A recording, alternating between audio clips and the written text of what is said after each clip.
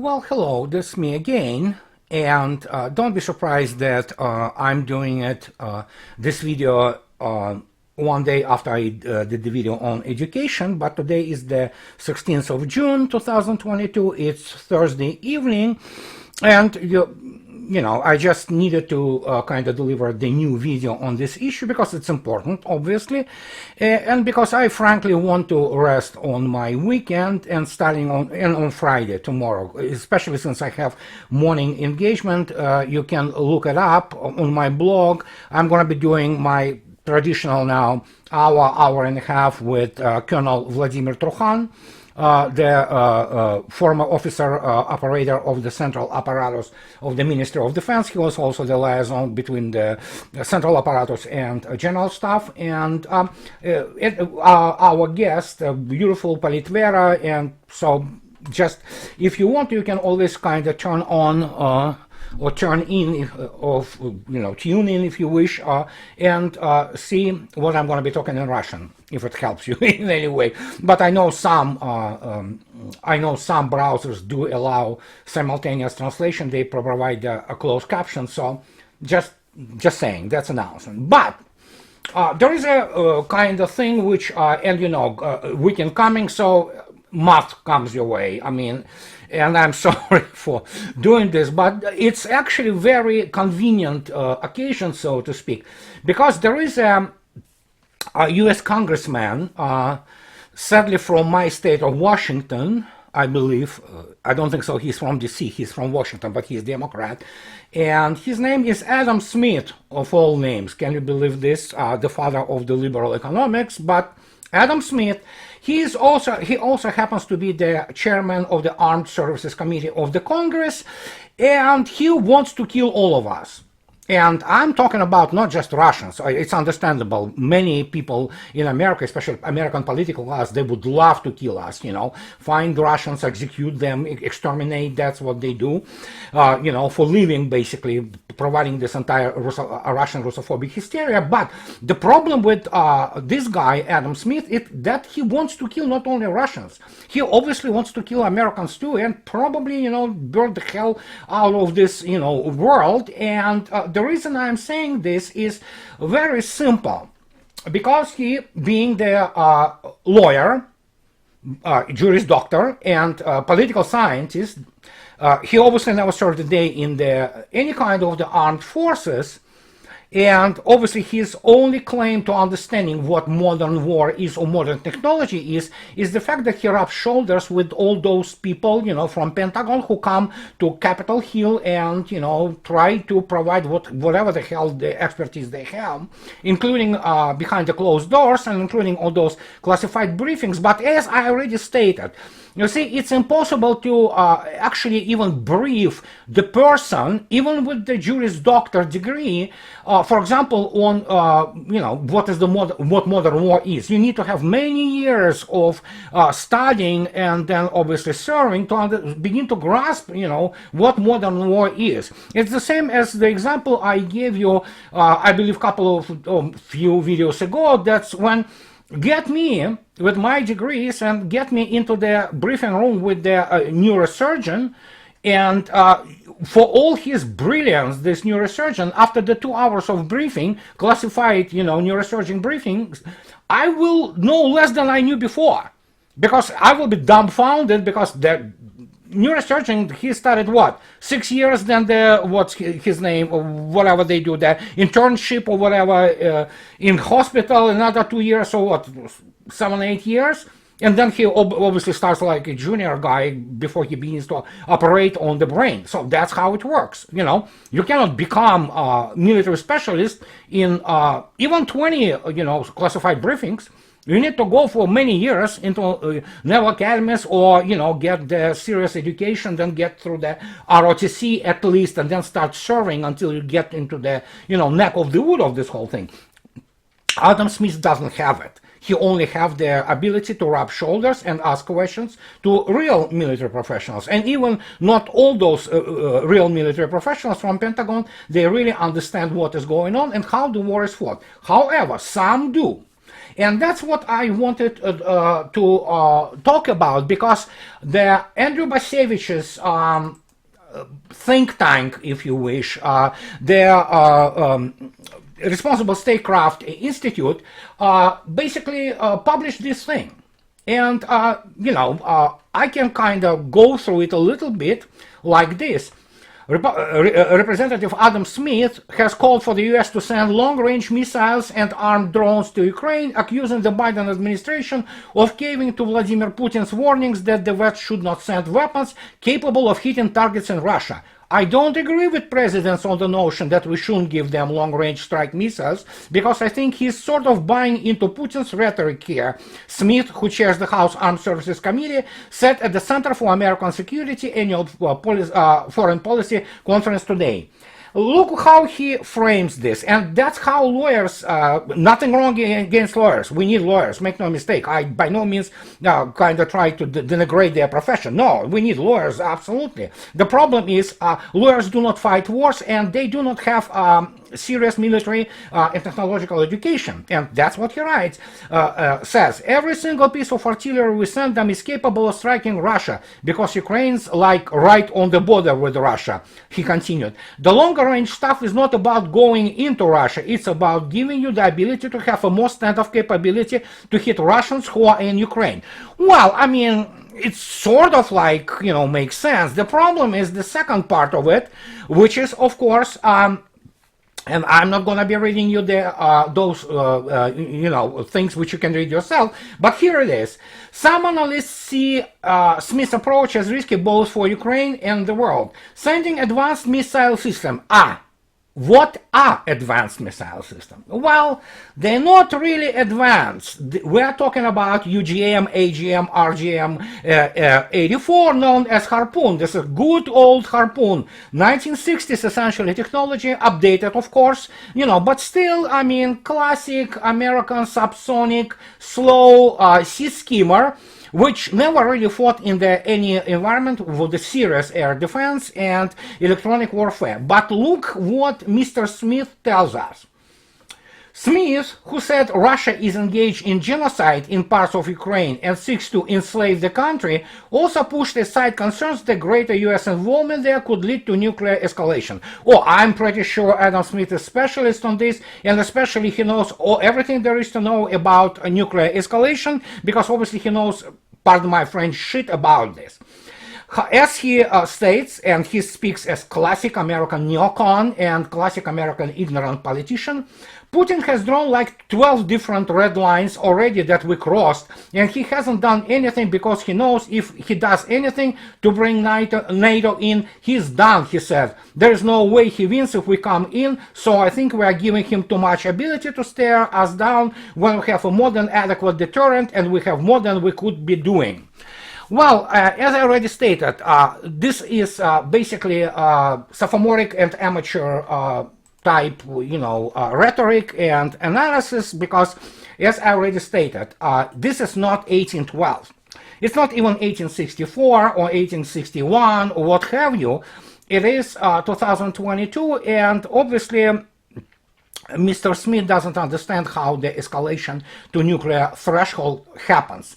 And he has to understand that if NATO goes in, it will be United States and NATO which will escalate to the nuclear threshold, because they will be defeated, and defeated with the catastrophic results in Ukraine proper. And that's the thing which he doesn't get. And I don't think so anybody really tells him that.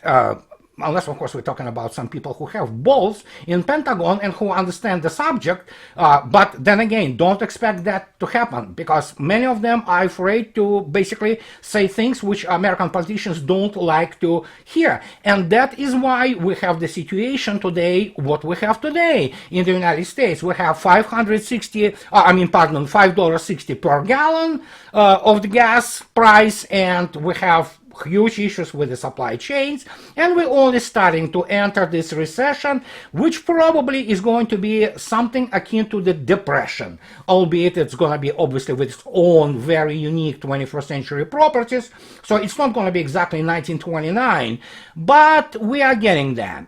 So get ready for this. But the reason I brought it up and the reason I really speak about it, because let's go back to those Harpoons, those UGMs, 84s, what have you. So I want to immediately forestall any attempts to again drag the sinking of the missile cruiser Moscow here.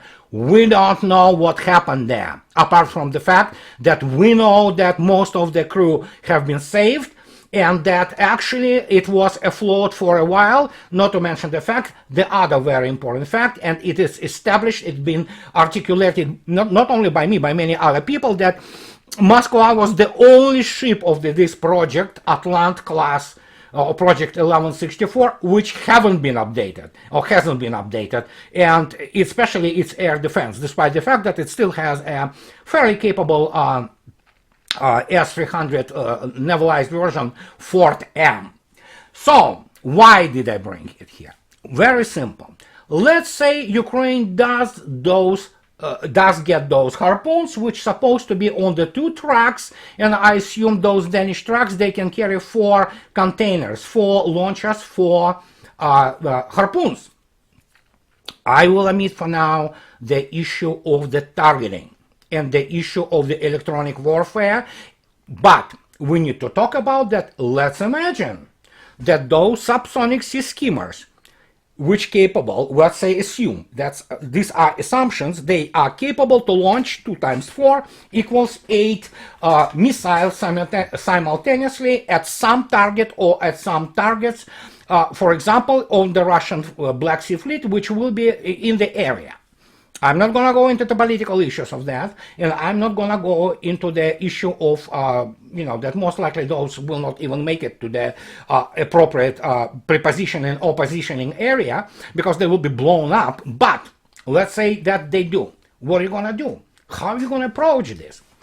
And since I've been on the operations for a while right now, and people say, oh no, we need those operations, please explain, what it is and how it is, I have to introduce you. I did it already before, but kind of we will get now to the more practical application of this. And this is, of course, the model developed by the brilliant late Captain Wayne Hughes, a brilliant naval mind of the US Navy. And you cannot deny the obvious fact that United States Navy does have a glorious, magnificent combat history and magnificent achievements. So, and despite quite a huge problems it's experiencing now, there's no doubt about that. Captain Wayne Hughes was one of the brilliant minds, and he taught many international students. And he was the officer of the US Navy who developed this Salvo model, obviously playing with the, you guessed it already, Lanchester models. And he said, and you can look up his interview from the naval postgraduate naval school in naval postgraduate school in Monterey, California, and where he speaks about the fact that, hey, with Lanchester you're dealing with the very different, non-discrete values. In the modern missile combat, you deal with discrete values. What are discrete values? These are the values which can be actually calculated as the whole numbers. 1, 2, 3, 4, and which are discrete. And in case of our cruise missiles, guess what? It's called missile exchange for a reason. You cannot shoot down the bullet. You cannot. You can protect yourself from the bullet by putting the body armor, helmet and things of this nature. Or you cannot even shoot down, well, theoretically you can, but it's going to be extremely expensive and absolutely impractical. You can shoot down the artillery shell. You cannot, for all practical intents and purposes, but you can shoot down the missile. And that creates the situation that, discrete model could be applied here, because theoretically, let's take, stupid thing like, I have 5 anti-missiles, you shoot at me 3 missiles, I shoot those all 5, and guess what? I shoot them all 3, shot them down. Okay, in this particular case, you can make the case that it's certainly possible, in fact, is most highly probable. So that's what Salvo model gives us, and it allows us to understand not only modern naval combat, it allows us to understand actually other types of the combat which deal with the discrete values. And you probably be surprised that while Captain Hughes was writing his model for the ships and missile exchanges, he was writing it in the famous book, which is called the Coastal Combat and Tactics. And guess what?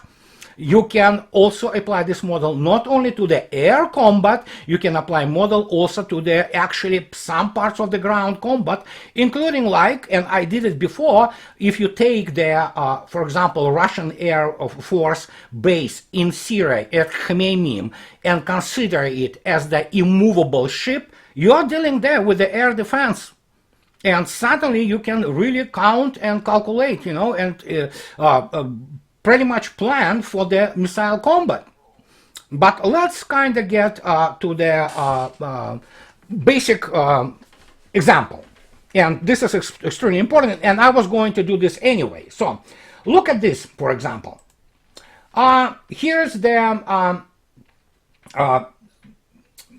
let me see just a second. I need to find this darn thing. Where is this?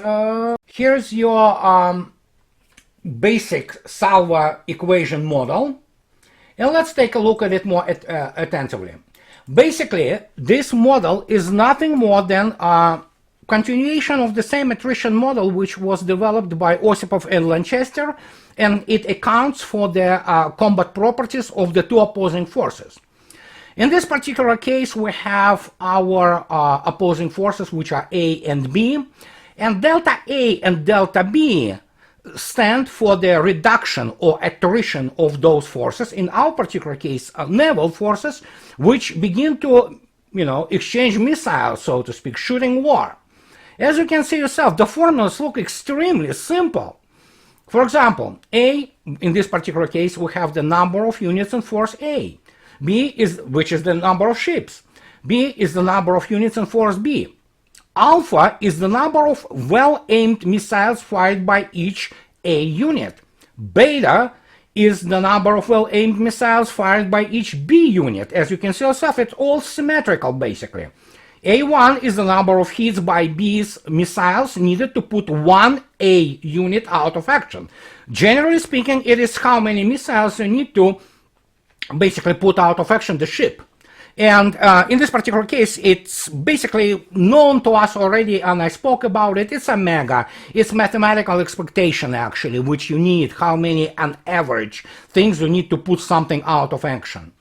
B1 is the same thing, but number of hits by A missiles needed to put one B unit out of action.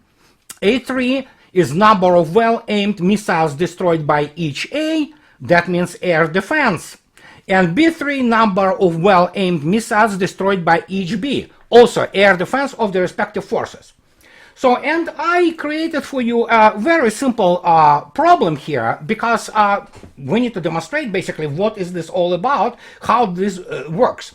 So I absolutely randomly decided, okay, let's give this model, so to speak, this view. Let's say that we have Salvo exchange, and we have force A, which has 5 ships, and force B, which has the same 5 ships. And let's say, you can see yourself, you can match those alpha, alpha 1, and alpha 3, and beta, beta 1, and beta 3 coefficients to basic model. It's really not difficult, and you already know that alpha is the number of well-aimed missiles fired by each A unit. Same goes for B unit. Alpha 1, number of hits, or a mathematical expectation, you need to take A unit out of action, and B1 is the number of hits. Obviously, you need to put one of the B units out of action. A3 and B3 are basically the combat efficiency, let's say number of the missiles which are shot down or destroyed by each unit in the respective force. As you can see yourself, I gave it here these numbers. For example, A alpha has 3, A1 equals 2, A3 equals 2. And force B, which has beta, which is 4, beta 1 2 and beta 3 equals 2. Let's calculate how many units in this exchange will the force A lose. Look at this. Let's plug it, as you saw in previous slide, into the formula, and guess what? You multiply those 4 by 5, 2 times 5, and you have 20 minus 10 divided by 2. You have force A losing 5 ships. Force B, while also loses, as you can see yourself after we calculate, significant number of ships, actually 3, it still fares better. And I'm talking about 2.5 ship, and yeah, so we will round it up to obviously 3. So you get the idea that basically force B wins in this particular case. So, and it is a bloody victory, and it has only 2 ships left, but that means what? It's still a force after that, and it's really is capable to continue to fight in some sense, continue to carry out some combat tasks. And that's victory, guys. So, tactical, however it is, but it is victory. Obviously, for people who want to see how the damage is calculated, for example, I can give you this example, which you can see yourself.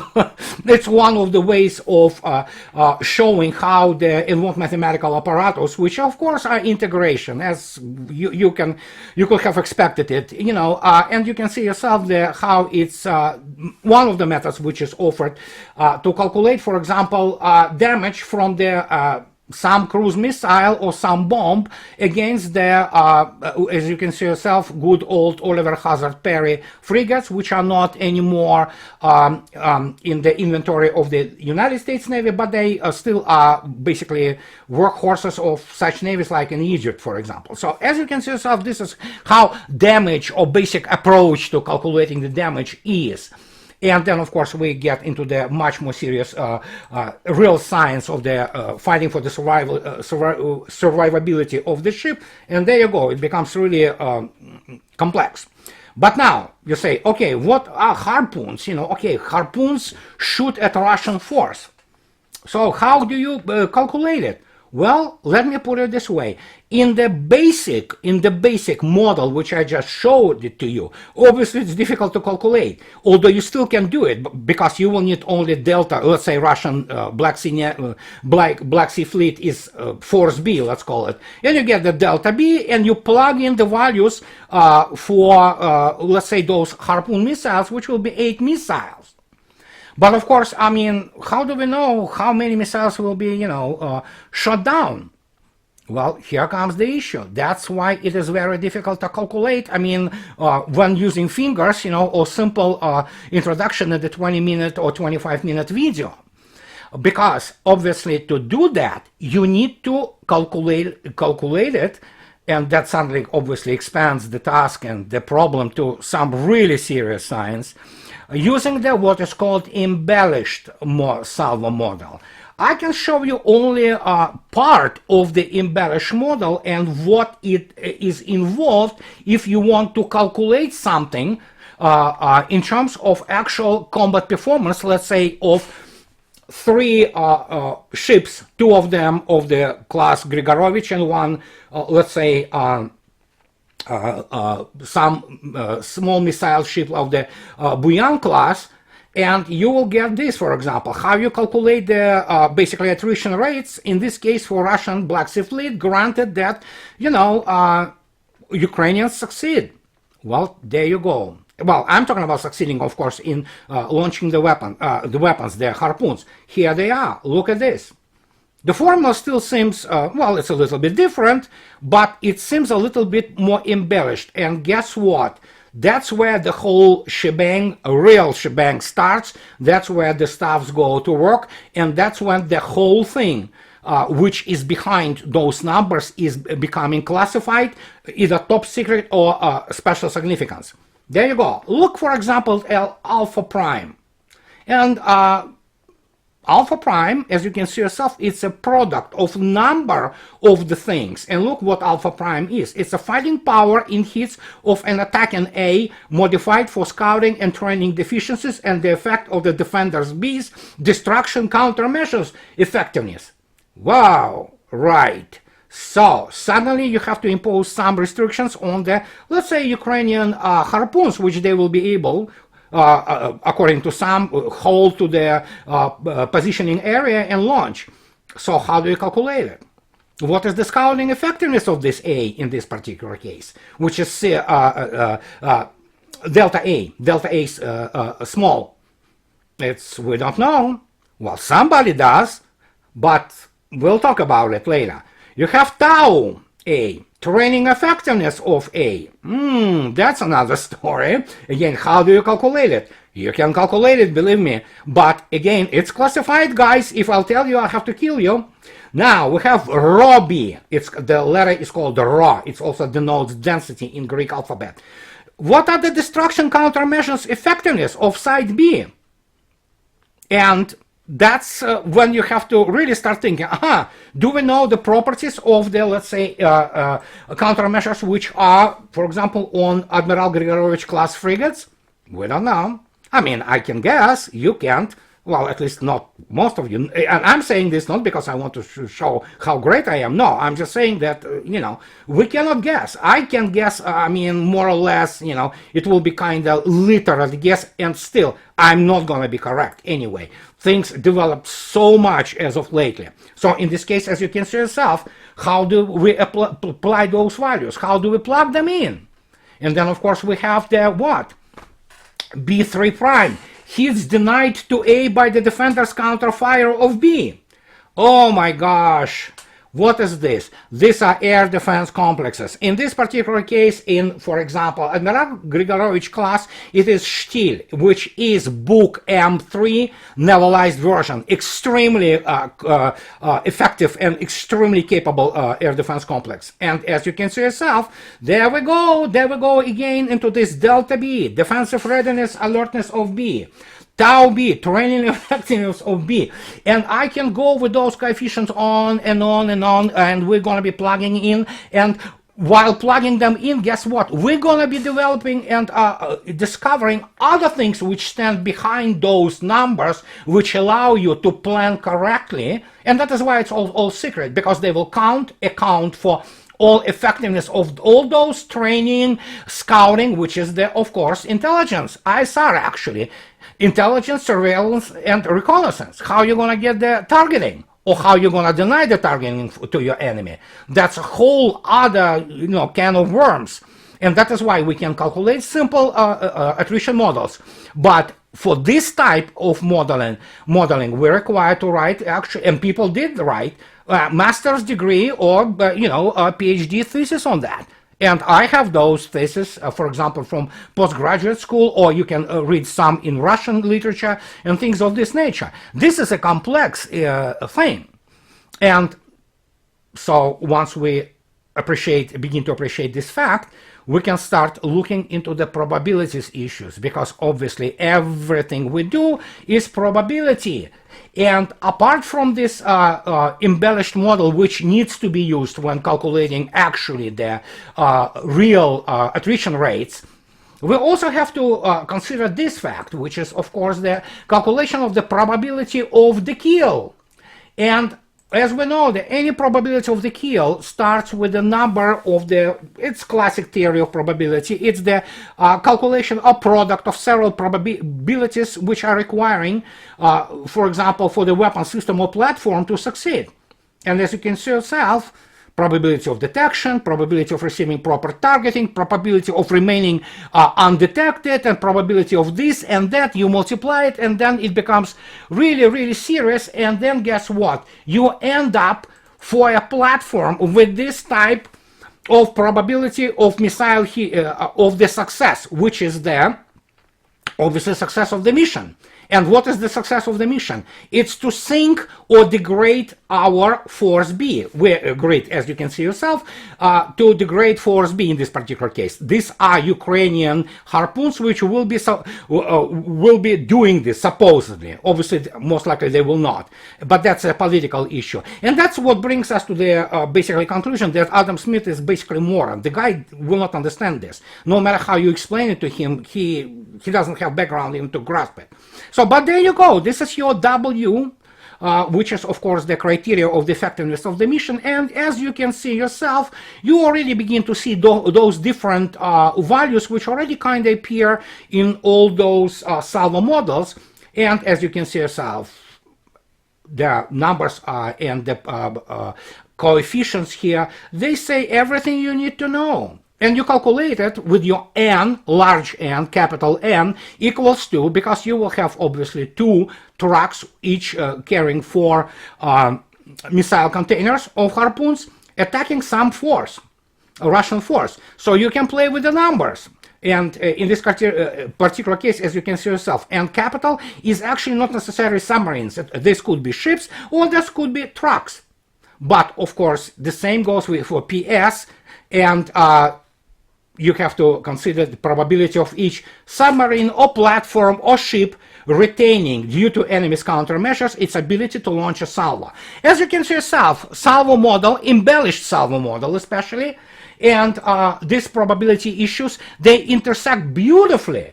And we're going to be talking about this down the road too, but this is what I wanted to tell you today, to introduce you to the salvo model. And let me tell you, this salvo model is being applied in practice, even by those people who don't know that they operate within the salvo model, in Ukraine and in special military operations constantly. But obviously we can always come up, and I already stated, with some type of the numbers to give it a practical result, and to demonstrate, for example, how embellished a salvo model works. I probably will do it very soon, I think. So, but you already saw yourself what a basic salvo model and basic salvo equations give you, and you can obviously already start kind of trying to feed them to a reality, so let's say coastal combat.